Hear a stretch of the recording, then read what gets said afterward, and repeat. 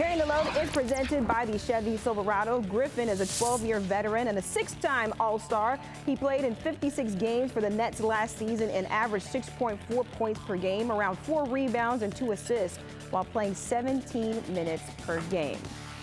Let's welcome in John Tomase as well. And guys, I'm not going to lie, I saw this news come across and my first thought was, okay. I also thought about the fact that during the playoffs in that first round, Blake Griffin going one-on-one with Jaylen Brown, Jaylen Brown cooking him out there on the court. But Tomase, I'll start with you. Just your initial reaction to Blake Griffin being added to this roster. Amina, you are an I was a meh, like same reaction. I mean, listen, at this point in the offseason, it's practically no longer the offseason. What are you expecting? It's going to be Dwight Howard. It's going to be Blake Griffin. It's going to be somebody like this. It's going to be a veteran with a lot of tread on the tires. I think the one positive I will say is that every team that wins a title has some older guy often chasing a ring. And so the fact that somebody like Blake Griffin would want to come to Boston, I think that speaks well to what the Celtics are. As far as his role with the team, they need bodies, Chris. So, I mean, he's a big body. There's nothing wrong with that. But the high-flying Blake Griffin of 10 years ago, obviously that guy is gone.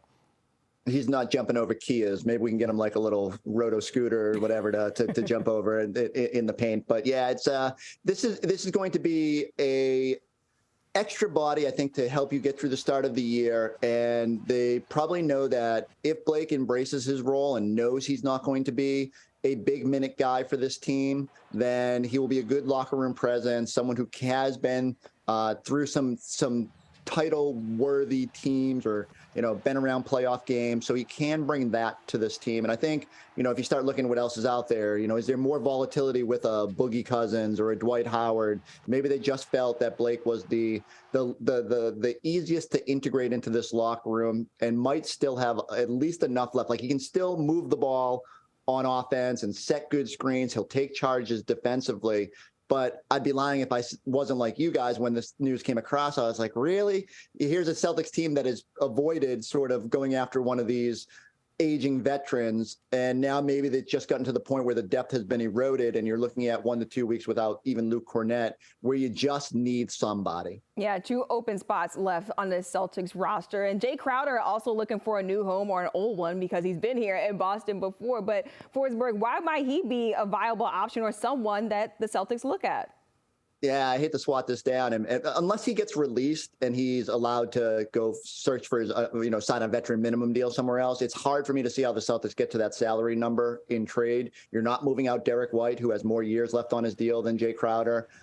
You'd be hard to cobble it together using end of the bench players. Like even if you started throwing Peyton Pritchard and veteran minimum guys in there, it gets really difficult to get to the number. So I think Jae Crowder will probably find a different situation. It's fun to think about because the Celtics certainly need some size up front. He fits the play style with his gritty defensive style.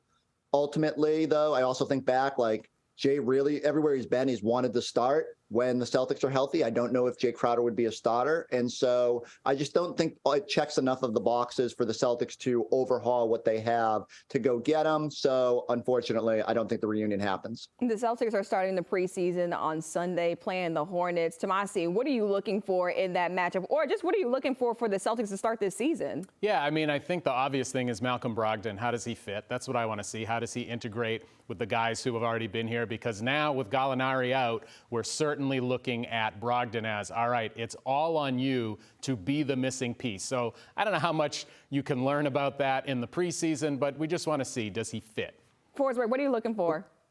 So we've heard a lot about how it's been a little bit of picking up where they left off last year.